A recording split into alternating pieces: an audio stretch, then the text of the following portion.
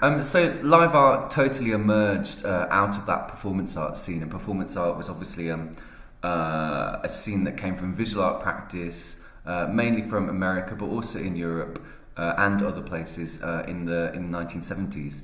But I think live art was an attempt at creating a more inclusive term. I think performance art was generally very white, very Western centric.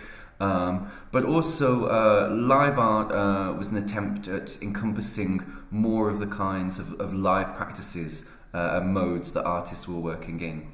And so for me, live art is almost a strategy or an umbrella term rather than a specific art form or discipline for how we think about and engage engage with arts practice and artists generally.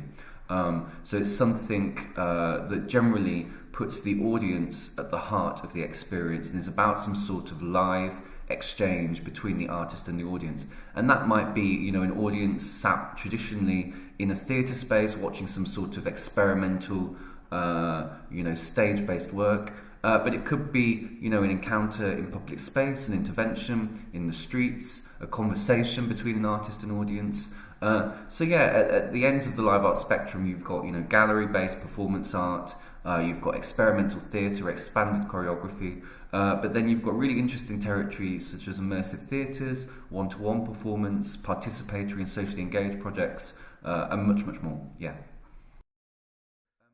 I'm really interested in one-on-one performance, particularly because of how it sort of really disrupts the economic sort of status quo.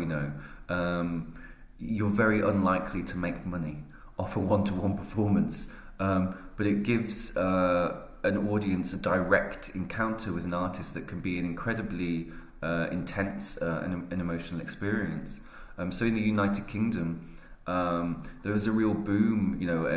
One-on-one performance had a real moment in the late noughties, early 2010s.